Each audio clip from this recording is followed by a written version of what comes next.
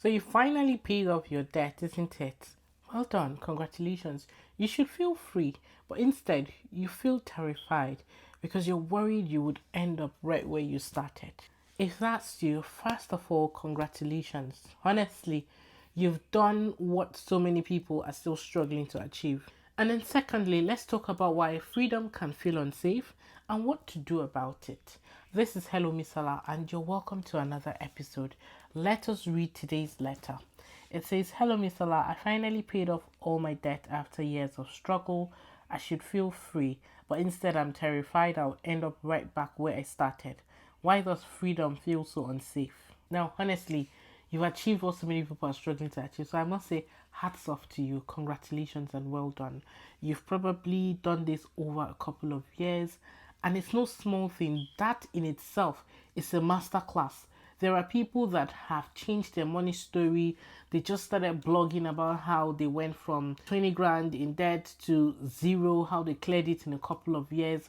And that's a story that is very interesting, that sells in the personal finance world. So if you're into content creation or you want to build a brand around that, this is me saying, what are you waiting for? Get started. But all I'm saying is, well done. What you've done is gold.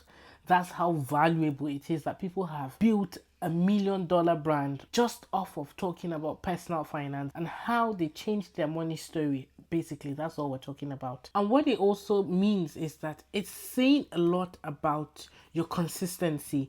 It's saying a lot about your money habits that you have changed. You changed your habits and you stuck with it, because it's no small feat. I know you didn't say the amount, but whatever it is you were owing, and then you figured out that no, I can't continue on this trajectory, and then you decided to pay it off. Now, whether you got yourself into debt because you were living above your lifestyle, or you got yourself into debt because of circumstances that were beyond your control, it doesn't matter. We're going to talk about a solution in this video that works for all. This is something that you can imbibe. I always say this, and I said this in yesterday's video. Yesterday's video was about what got me in debt myself. Was not necessarily because I was living above my lifestyle. I was living the basic lifestyle that honestly maybe £1,700 would have been able to take care of.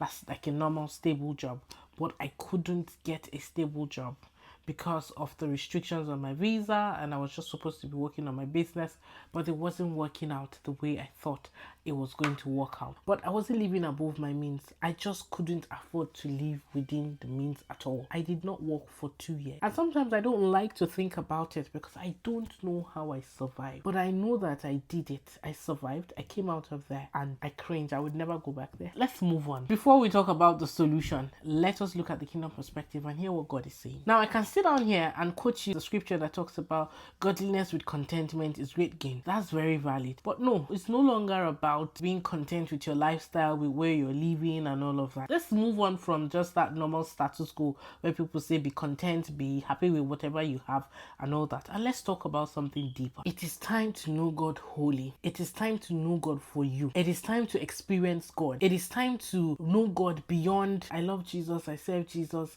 I go to church, I do this. It's time to know Him as your Father. When you've experienced God, you have a name for Him. You have experiences where you sat down, you looked and you're like, if God did not show up for me, I don't know what would have happened to me. Now, I'm not saying you should go and look for challenges to get yourself into so that God will come and get you out. All I'm saying is build a habit and be consistent around that hunger. And I just pray that genuinely you be filled with that hunger, because I can't explain it. So it's genuinely, and I know that hunger is even a power that is being put on us as Christians and as people. But you have to want to know God. And so it's just you being interested and praying that prayer and saying, God, I want to know you for who you are. I want to know you as my God, as my lifter, as the one who hides me under the shadow of His wings, as the one who takes care of me, as the one who provides for me. These are quite personal, and it's not something that your father or your mother just forced on you, that you have to go to church and you do this and you do that. And so the very first practice is that, that consistent study of the word. Honestly, it works. Just find a rhythm and be consistent. Consistent study, consistent prayers, and that's how you start that journey. But it first of all starts with with that hunger. And then what would happen is that you will hopelessly fall in love with God and you never go back from there. Hopefully, and I pray you don't, but it's an experience of a lifetime. There is also that fear around, oh, how do I not find myself back there and all that. But when you've now experienced this God for who he is, then you know that he will never leave you nor forsake you, and he will never allow you fall into a pit as long as you consistently be with him. Align your purposes, your goals, and your intents and your desires to his, and you will always walk according to his will.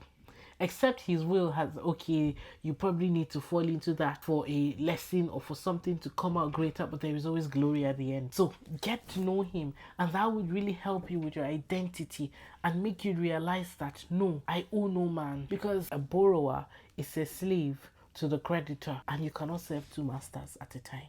So just get to know this God for yourself, honestly, for yourself. Have an experiential relationship with him, that I cannot come and sit here and argue with you that there is no God and then you be like, you give strong points. Because if you have that experience, like, you cannot come and tell me now that there's no God. So who showed up for me in 2015? Who did that? Couldn't have been man. So listen, all I'm saying is get that experience and know him for yourself and fall hopelessly in love with the Lord. Now, once you are able to do that, what you would realize is that the fear might not go away, but you now have that open relationship to say, this is the fear that I'm having. Help me. I should not be afraid of this, because you've not given me the spirit of fear, but of power and of love and of a sound mind. So help me and correct me in places that I need to be corrected, so that I do not fear going back into this challenge, because you are the one that brought me out of it. So help me. It says my yoke is easy and my burden is light. These things just become easy peasy. You see challenges as, things that you go in, but you would always come out victorious. As I try to wrap up this area, I'm just going to leave you with this scripture, and it's James chapter 3 verse 17. It says, but the wisdom from above is first of all pure. It is also peace-loving, gentle at times, and willing to yield to others. So just ask him for the wisdom to be able to overcome and navigate this period of your life and help you take away that fear, because honestly, it's just fear. I believe in you and I trust in you and I have not even met you, so you've got this. Now let's move to the practical steps, the strategy, because this is really what I want you to start doing beyond knowing God for yourself and the kingdom perspective. What can you start doing now, today? First step is for you to reflect and document that experience. How did you get into that situation? What was the turning point for you, and how did you get out? Whether you want to use this to build a brand or not, it's something that you need to document. You need to reflect. Have a retrospective session with yourself and just ask, how did I get here? What was the turning point? What happened? And how did I get out? Now, when you start looking at things from that perspective, you would be able to look and say, okay, this is what got me into this in the first place. And so you're going to avoid it. You're going to do everything you can to not get yourself in that situation again, because you know that it just goes downhill from there. But also, you've lived it before and you've come out of it, so you don't have that fear anymore. It's very important that the first thing you need to do is sit back, reflect, and document every step of this journey that you've just passed through. Step 2, make lifestyle changes that ensure that you're not spending above what you earn. But I'm certain you've been able to do this, because for you to pay off your debt, you've been able to do it. So it's possibly not having that mindset, because probably when you were doing it, you're like, okay, when I pay off my debt, everything can go back to normal and whatnot. No, you created a new normal for yourself. So you're not going to go back to living above your means if that is the thing that got you there in the first place. Now, if it's like me, not because I wanted to buy the Louis Vuitton bag, but because I had, this visa restrictions and I couldn't work and all of that. Guess what? 2-3 years after that restriction lifted, I was able to switch. I got a job, and I will never not have a job until I have a business that is bringing in ×3 of what my job is bringing in, and it's been consistent. Except the Lord tells me, like, Misola, wake up and leave that job. I will never not have a job. So these are things that I am saying. So it's like making those lifestyle changes. Do I really love not having a 9-to-5? Absolutely. I am an entrepreneur at heart. I don't like the boundaries of a system. You have to come into the office, you have to do this, you have to do that. But if that's what you need to do to put food on the table, then you do that. If that's what you need to do to be able to fund your dream, then you do that and worship God by doing it diligently and doing it excellently well while you're at it. Honestly. So yeah, step 2 is, if it's lifestyle creep that got you in that situation, leave your new normal. That's how you got yourself out of it, and make sure that you are not spending above what you earn. But if it's not lifestyle creep, if it's something else, it was a scenario, a situation that happened and you just couldn't do it, then yeah, you have to not get yourself in that scenario or in that situation again. As easy as I can say it, I know it's easier said than done. There are decisions that you just have to make. Is it going to take me a longer time to get my business to where I want it to be than when I was focusing on it solely? Yes, it is. I'd rather take that sacrifice and we can work together as a family so that we can put food on the table for the kids. I can live my life because I wasn't living then. I don't know what I was doing, but I was not living. Honestly, decisions that you have to make, but make the ones that would probably not get you there faster, but we give you that experience. You're living. Like, prioritize. Anyway, step 3, change your money story so that you never have to worry about money again. I have said this in almost every single video on this channel because that's the message I'm trying to pass across. That we need you to change your money story as an immigrant, as a Christian, as a human being, whoever you are. We need you to change your money story. When I say we, because I'm invested in you, yourself, your family, and your loved ones.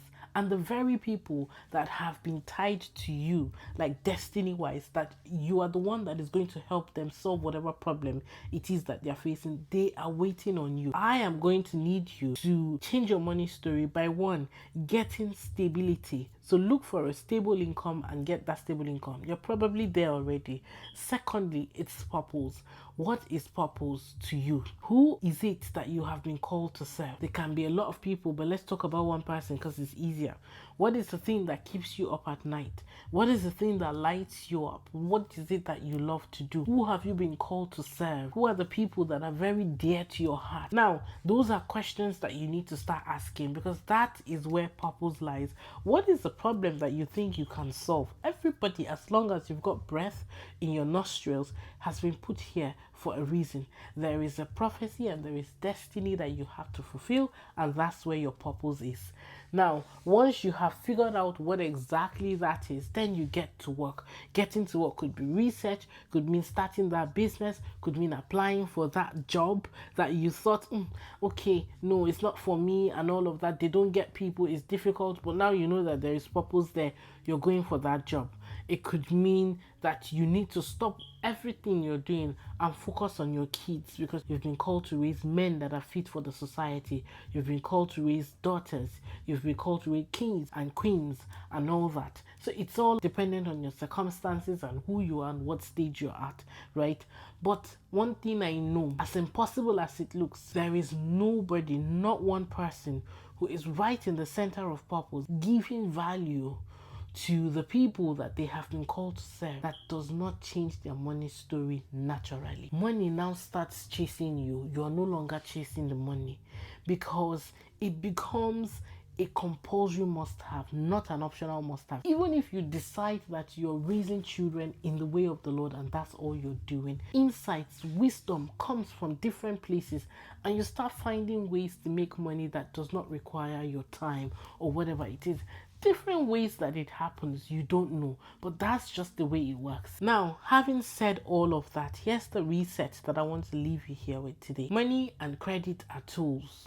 They're not goals, they're tools. And your job is to make them work for you. Not to live in worry or fear that they will set you back again. They're just tools. So find stability, find a stable job, get a stable footing, live within your means, make difficult or strong decisions that would mean that you don't find yourself in the situation where you were before that got you into debt, previously, and focus all of your energy on changing your money story. First things first, you did not come this far after doing all of this to just live in fear and stay afraid of falling back into where you were before. No, you did not. Anyway, this is the end of the video for today. If you really liked this video, I'd like for you to subscribe to Hello Misola. I'd love to have you be a part of this community. I'm building a community here of immigrants who are in between stock and purpose, and they know that it's only a matter of time. If you tweak this knowledge here and there, and they're off to the races. So I'd love for you to subscribe and be a part of this. But also, if you're like, listen, I have a challenge that I'm going through and I'd like for us to talk about it on the channel, send me your letter. Just click the link in the description box, send me your letter, or send me a DM on Hello Misola on all platforms, and I will read every single one and address it on the video on the channel here. But other than that, please like the video so that the algorithm can do what it loves to do best, and share this video with a friend, with a buddy, an accountability partner, or whatever, and say, let's watch it together and let's change our money story together. I am rooting for you. But other than that, I'll see you in the next video. Take care. Bye.